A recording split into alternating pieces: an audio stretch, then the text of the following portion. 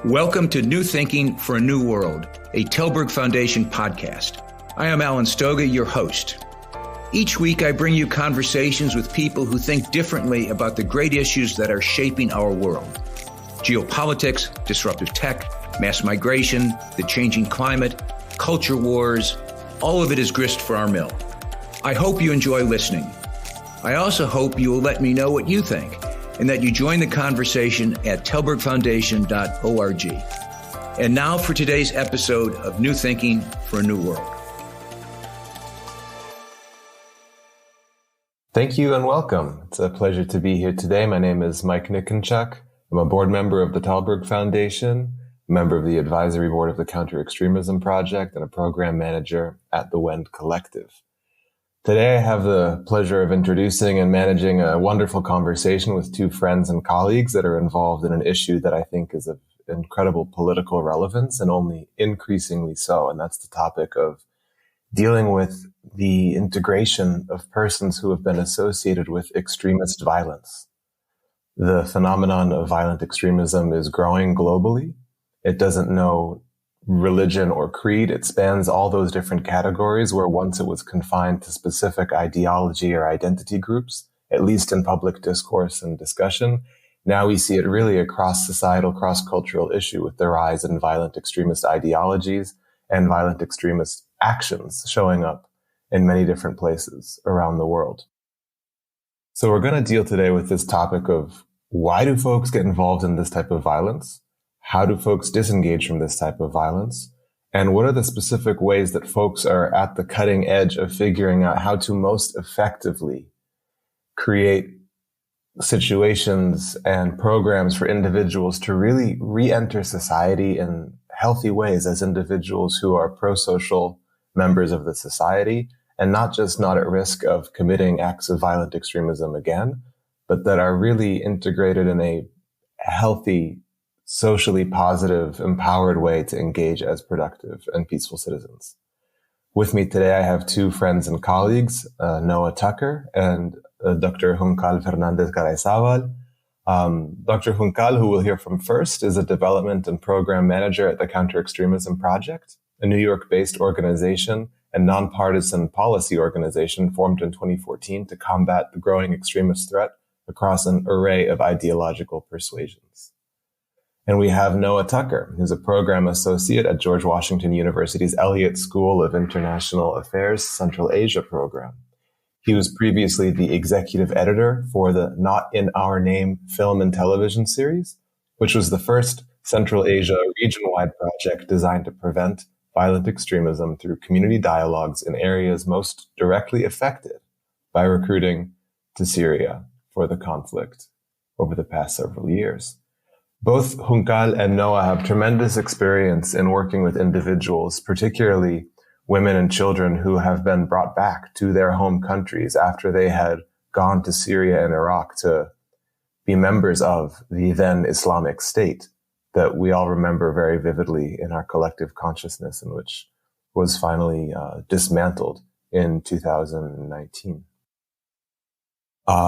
Let's start first with Dr. Juncal. I have a question for you. If you want to, first of all, introduce anything else about yourself, anything that I've left off. I am good. You're way too kind with your introduction of me already, so we're good. And thank you so much for being here. Noah, you too. Thank you for having me. Thanks for being here, you as well. So Juncal, for folks who don't have much context, who are just listening in and tuning into the Tallberg Foundation's podcast, which has yet to have an episode on this issue of extremism, I want to offer some context. And you have worked not with folks just who are exiting violent extremist groups, but also with individuals, who are on that critical decision point, who might have just recently entered as well. I know much of your work has focused in the United States as well, with, as you say in the bio, folks of different ideological persuasions. So help us understand who becomes radicalized and why. Well, first of all, thanks again for having me, Mike. That is actually a very difficult question. So you're putting me on the spot from very early on in the conversation already. I think I'd start by highlighting that the word radical itself has, unfortunately, become something with a very negative connotation. And it hasn't always been so. I mean, there's a lot of radicals throughout history. I don't know, Martin Luther King, Gandhi, who didn't advocate for violence, and they were nonetheless, considered radicals. So I think that for the purpose of today's conversation, I think it would be good if we changed our language and maybe frame the question around who becomes a violent extremist or who radicalizes into violence. And with that in mind, I'm sorry to disappoint everybody, but no, there is no specific profile of people who, become involved or become radicalized into violence. In fact, research has long debunked that people become violent extremists because they're mentally ill. That's indeed not always the case, because they are illiterate, or because they come from a lower socioeconomic class. The issue is much more complex than that. And in my experience, working with folks that have been involved in Salafi jihadist groups as well as far-right extremist groups, I think it boils down to two key words, which are identity and belonging. Let me define these terms a little bit better. When I speak about identity, I speak about one's beliefs, our values and practices, those things that define who we are as an individual. And of course, these also determine the role that we play in all levels of interaction that we have, whether it be our immediate environment of friends and family, our community, society as a whole. And of course, those contributions that we make through those interactions define our sense of belonging. But of course, our identity, the way we identify ourselves, also determine how other members of society view us as, and how they perceive the role that we can play. There's ample examples here. I'm with you, Juncal, on that. I'm with you that, folks who have been historically marginalized, who are from vilified or marginalized identity groups, who are desperate for a sense to belong. In Latin America, we see similar impulses in young people who end up joining gangs. So you're still talking about literally tens of millions of people who fit into that category, yet we know that violent extremism or joining a violent extremist group is an incredibly rare phenomenon, given that there's tens of millions of people that still fit into those buckets that you're defining. And that's where I was going to go next, is when when that balance is broken, right, between identity and how based on that identity you can have that sense of belonging. When that's broken, there's people that, want to change that status quo. And then there's an even smaller percentage of people that believe violence is the only way to change that status quo. And so who chooses violence? I am afraid that there's so much at play here. And as you say, so many millions of people that are either effectively marginalized individuals, or that perceive themselves to be marginalized, that I wouldn't be able to give a very concrete answer as to who, because indeed there is no profile, and maybe Noah has something to add in this regard.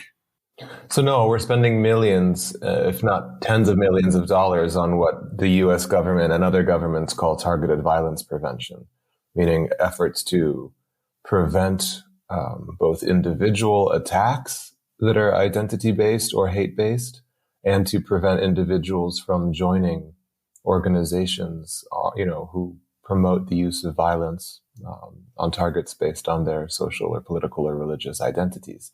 So if there's no profile, as Juncal is saying, and it's rather this confluence of factors that are rooted in marginalization and social identity issues, what are those tens of millions being spent on?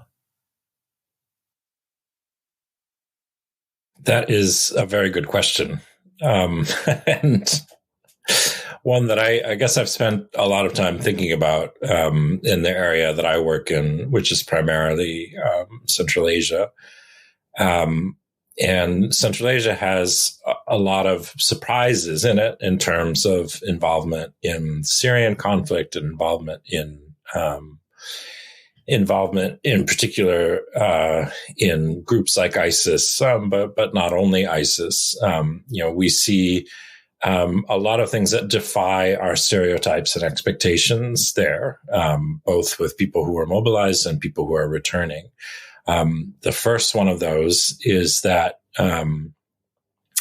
people went to the conflict in Syria from Central Asia, oftentimes in multi-generational family units, not just these young men who are seeking identity. I want to say I agree with everything that Juncal has said, and it represents the best that we can do in the literature. But I know in Juncal's own work herself, she is one of the best to point out that, oftentimes when we focus only on ideology and only on this process of radicalization, we're leaving out many people who are pulled into the groups simply by their relationships with others. And, when Juncal mentioned belonging, that's a big part of that. And it is covered with identity too. You're a member of a family. You belong to a family. So in Kazakhstan, for example, one country that gave us sort of straightforward numbers for the mobilization to Syria, and most of those in Kazakhstan went to join ISIS.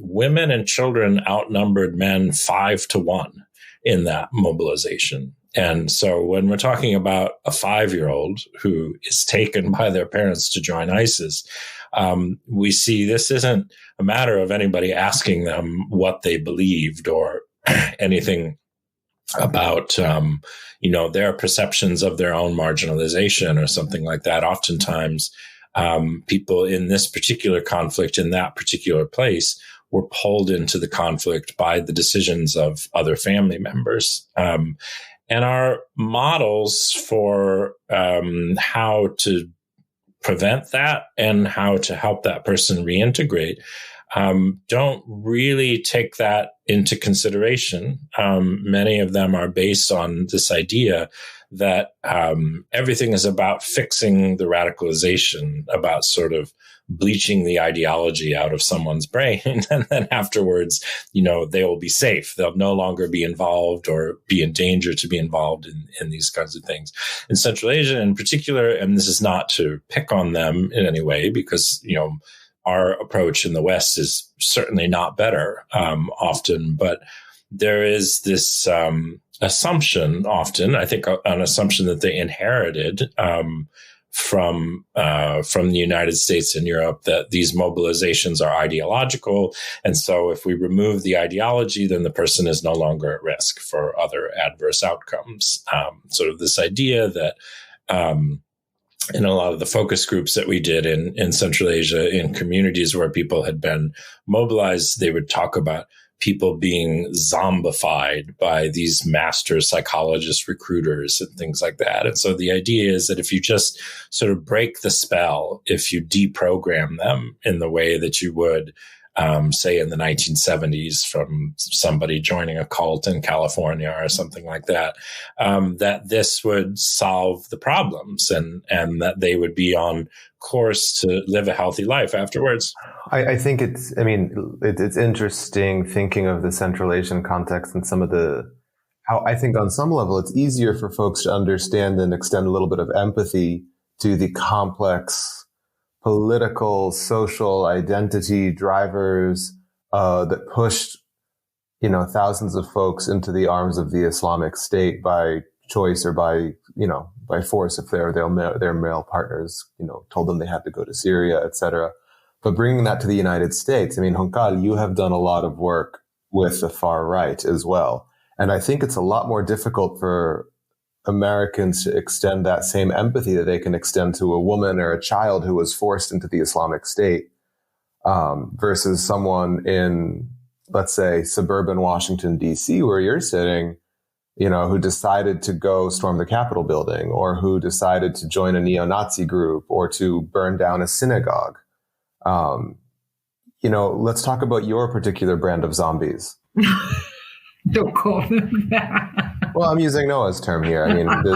This idea, because I think that pervades the public consciousness that these are somehow brainwashed individuals. And, their stories are sort of stripped of their complexity and just, we have to focus on this ideology. And I think it's interesting that, are we okay with a society as long as this person isn't a white supremacist if they become an addict? I mean, I do have to say that one of the main reasons that I don't want them called zombies is because, they're not. You'd be surprised at the amount of highly, highly intelligent individuals that I have encountered throughout my work. Highly, highly intelligent. And which makes it sometimes even more difficult to put the pieces of these puzzles together, right? It's like, you are highly intelligent. You see the world with a lot of complexity. You understand the complexities of the world, and yet you end up finding a solution in something that is contrary to what any seemingly, no, I was going to use the word normal, but again, a very poor choice of words, what the mainstream society would consider, the adequate solution, which would be, well, luckily you live in a democracy. You go ahead and vote for whatever change that you want happening. And so there's two things. But again, it boils down to the word desperation. And I think sometimes the people that I work with don't actually realize that is what it boils down to.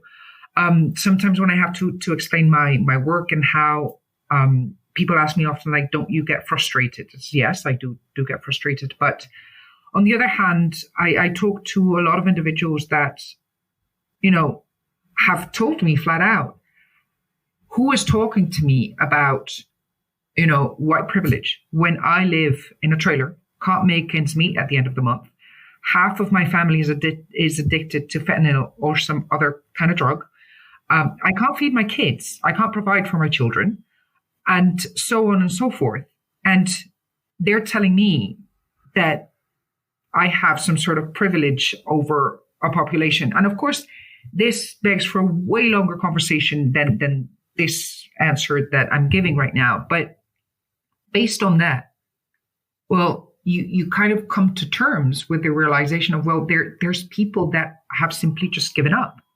And then the only way that they find of pushing this forward is, well, not necessarily storming the Capitol, but yes, believing in a system where, rules are set.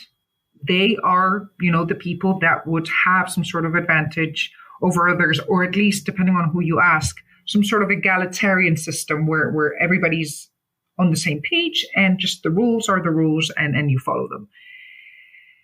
And yes, that is, I know it's very difficult to understand sometimes, especially from a US perspective, but there's a lot of United States between the East Coast and the West Coast, a lot of the United States. And I've seen throughout the years that those living in that in between are not necessarily happy with how things are going. They have their grievances, which I think is a key word that we haven't yet touched upon miraculously, the word grievance that always comes out when having these kind of discussions. And the solution to their grievances is, well, I can't express my grievances because then I'm labeled as being something, being whatever it is. And as unfortunate as this is, another comment that I've gotten often is, I've seen people go down what is called the radicalization pathway, several times. And another question that I get, another sentence that I've gotten a lot is, well, they want Nazis, we'll give them Nazis, which is, people being pushed down that road simply for not being allowed to express certain grievances. And I know this opens a whole can of worms. I am very well aware. I'm just putting on the table what my experience has been. I'm not saying anything else. Thanks for listening so far. I hope you're enjoying the conversation as much as I have. If you haven't already, please subscribe on the platform of your choice and rate us on Apple Podcast. Now back to today's discussion, sponsored by the Stavros Niarchos Foundation, SNF. And how does gender factor into this, Juncal? I mean, with the impression, if I ask the audience to sort of conjure up their image of an extremist, 99% chance that they're going to conjure up a man or a male presenting person in their mind's eye. But I know statistically there's also a massive correlation between radicalization into extremist violence and things like misogyny.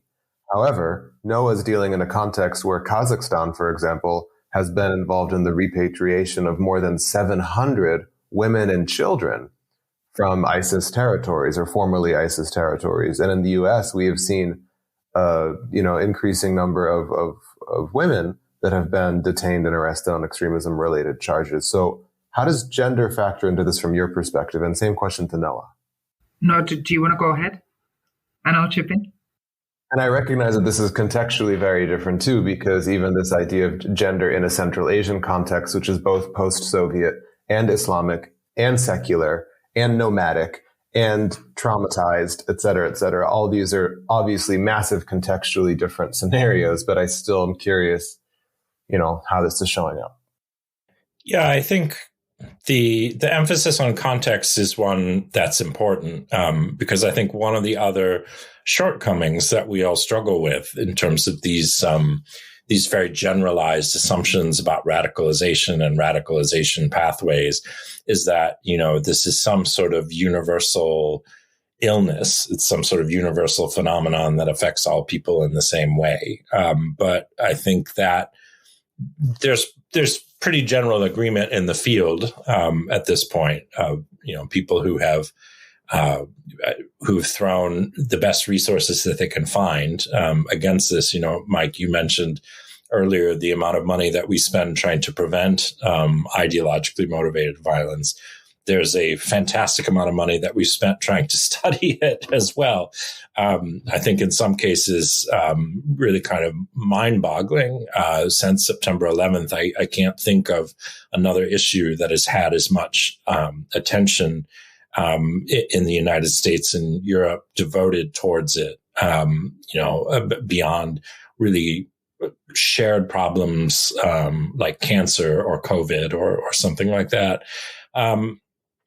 And one of the things that we find after more than 20 years and millions of dollars looking at this is that we don't have good generalizable answers for these things. And I think the gender aspect is similar, but one of the key takeaways to that is that it is unsurprisingly not as simple as we would assume. I think it's important to keep in mind, as I said, earlier, that there are varying levels of agency in people being mobilized into a violent extremist group. So that's where radicalization sometimes doesn't play a part at all. But then there are lots of other cases where women take this choice very voluntarily, where looking at Kazakhstan or Uzbekistan, I can think of a number of cases where women have left their husbands, left their children at home and gone to join the group, seizing their own agency in a situation where they didn't have agency before. And so that becomes a contributing factor in itself. So I guess it's not a good soundbite, but it is to say maybe the answer is it's very complicated and it differs according to context. Well, it's complicated, but Noah, what you're also hinting at there, even if it's implicit, is that the choice, the very agentic choice to join a radical extremist group is in and of itself only possible insofar as the woman was not experiencing full agency before. So if we're thinking of this as sort of a revolutionary act on her part, it's problematic and it's a problematic decision, but it is still fundamentally the product of misogyny. Yes. Juncal is y'all, I have sense from her that she wants to jump in here, so I'll stop. What I wanted to say is, as Noah was speaking, thank you, Noah, because I think that a lot of the times when it comes to associating women with violent extremism, the discourse, I'm terribly sorry as a woman, I do have to say that, is infantilizing. We claim, gender equality. We claim women being equal to men, But when it comes to violence, then, I mean, I understand. I understand biologically, and this, again, another conversation, biologically, the role of women is more, the motherly, the protective, the caregiver. However, and this is not just about the Islamic State. It's not just about the far right. You can take a look at other groups. Take a look at FARC. Take a look at Shining Path. Take a look at the Tamil Tigers. There's violent movements across history where women have played a very active role. Is that a role? Is that a result of misogyny? Probably, because, for example, and I'm going to divert here a little bit, but when it comes to Tamil Tigers, as I was saying, Shining Path, FARC, their involvement in the group was a result of indeed highly misogynistic societies, and that felt like a liberation, right?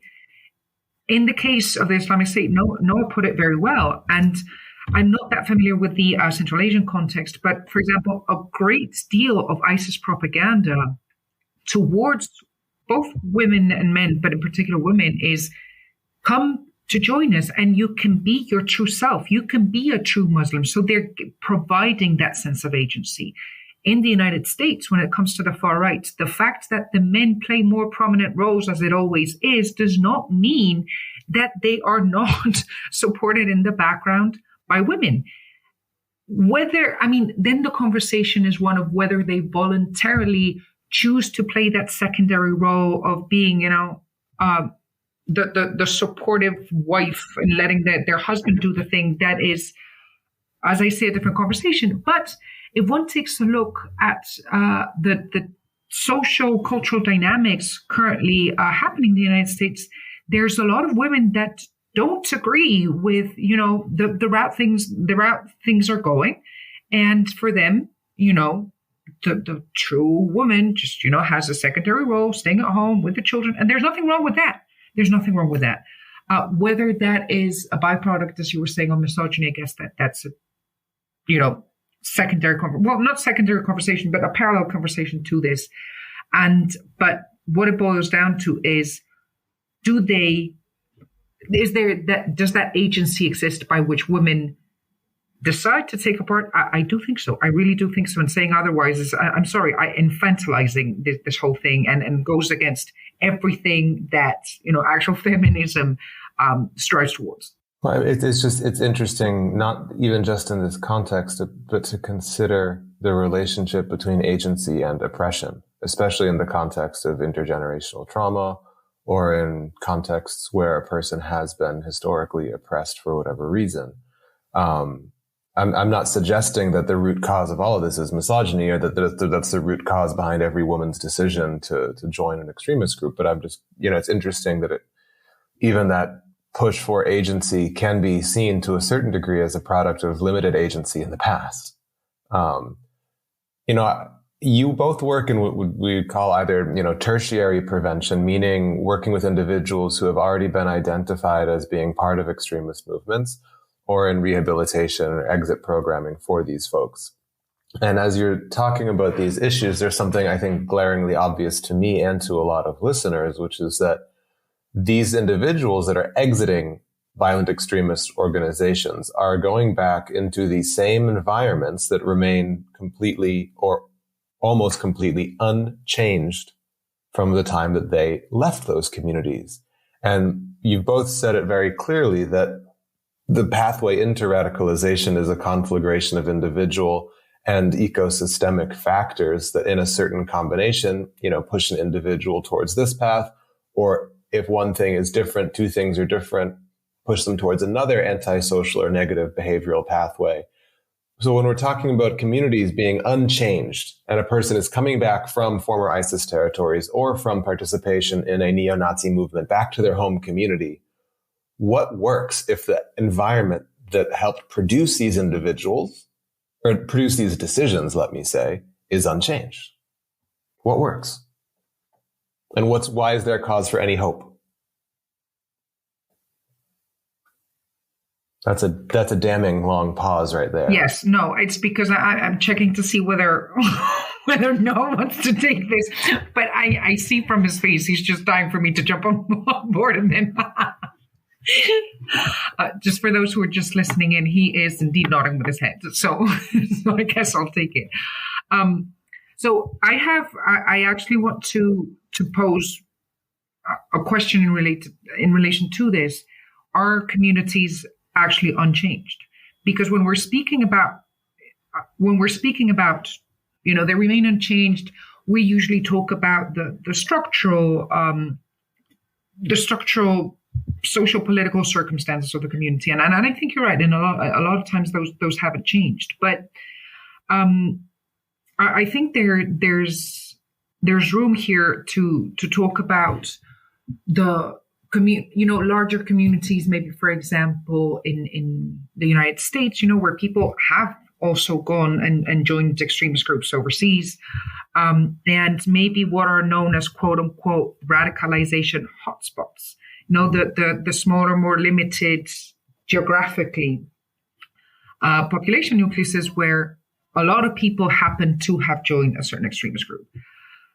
Have things actually changed when they return, even if it's just for the fact that now they are definitely, in the eye or in the spotlight for both authorities and security forces across the country, and maybe. Since you were speaking about earlier intergenerational trauma, what legacy does the amount of people leaving and your community as a whole being targeted for the actions of yet a few, does that actually allow the community to remain the same? Or perhaps it generates some collective admission of this was the wrong choice, whether it's through subtle or obvious social cues. Noah, how's this showing up in Central Asian communities? I think it's a very mixed picture. There are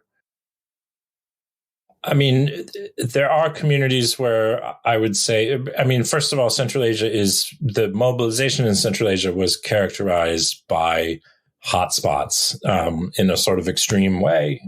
You have most places didn't have any mobilization at all. Some places had a lot of mobilization. And that has to do, with factors that are unique to that area. And it has to do a lot with the social networks that those people were in. Generally people were recruited by people they already knew, and not by strangers. And,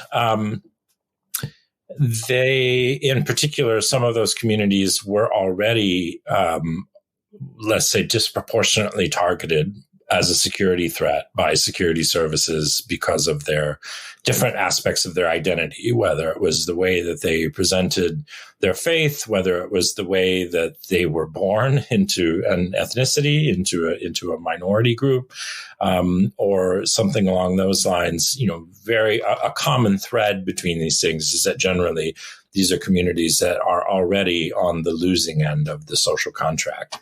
And unfortunately, in a lot of these cases, the outflow of people to Syria only reified that idea that this community is dangerous and that we need to police them extra aggressively, because that tends to be the approach to these things. In some ways that are certainly understandable, because violent extremist groups are violent, and so they are a threat against public safety. There are other questions about whether, there's a loop that we have in communities across the world where over-securitizing and over-policing people can tend to lead to the opposite outcomes of what we hope. So that certainly has complicated things. But I think where we can find success in that is in part making an honest assessment of what was happening in these communities that caused this. What did people... And if we want to prevent recidivism in the case that a person got something out of being a member of this group and had something that they wanted to receive from it, I think we have to ask really honest questions about what did the person get out of being a member, even if they didn't necessarily join, voluntarily or sort of actively participate in this ideology. What did they get from this membership from the community that was a part of that, and can we replace that in a pro-social way? Yes, I mean it actually taps into what Noah was saying, what you were talking about, hope. Why is there cause for hope, and everything that we've been discussing about who decides to join and why. And I just wanted to briefly read a very brief quote from Paulo Freire, if I may. It says, "Hopelessness is a form of silence, of denying the world and fleeing from it. The dehumanization resulting from an unjust order is not a cause for despair, but for hope, leading to the incessant pursuit of the humanity denied by injustice. Hope, however, does not consist in crossing one's arms and waiting. As long as I fight, I am moved by hope. And if I fight with hope, then I can wait." And so I think, I was reading this last night and it truly resonated with me. And it's why do people join?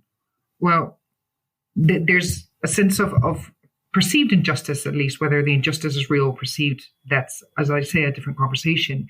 But that willingness to overcome that injustice in whatever form is, I guess, another good answer to why people join.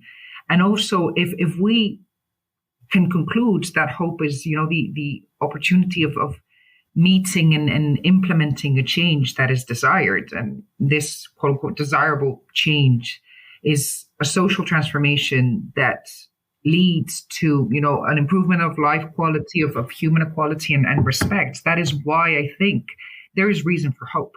Insofar that the conversations like this that we're having, I think by touching on the fact that this is not just an individual thing, but also a response of the way an individual may interact with his or her environment or their environment.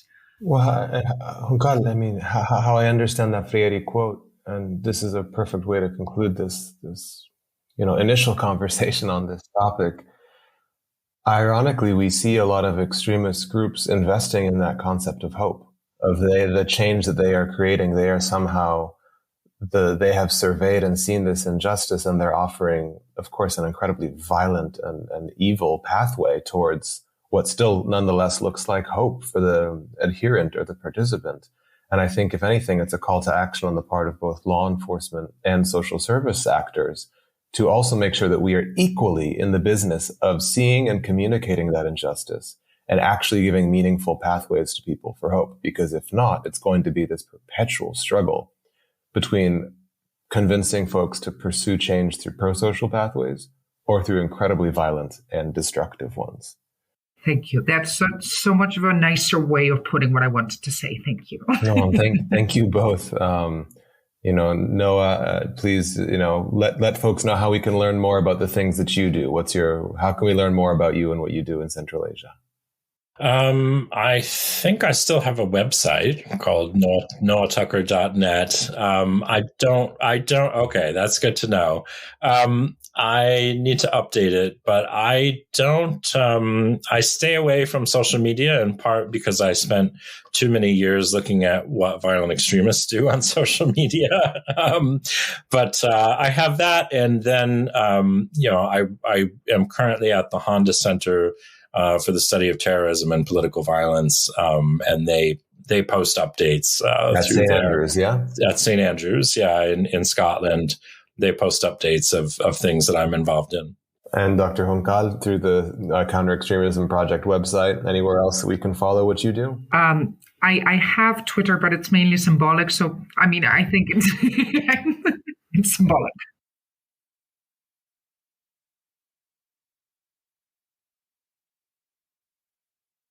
The feeling is mutual. Thank you, Mike, for having us, and thank you for letting me be a part of this. All right. Thank you. Thank you very much. Thank you for listening to this episode of New Thinking for a New World. I'm Alan Stoga, podcast host, and I look forward to your joining our next conversation. Remember, tell us what you think at tallbergfoundation.org.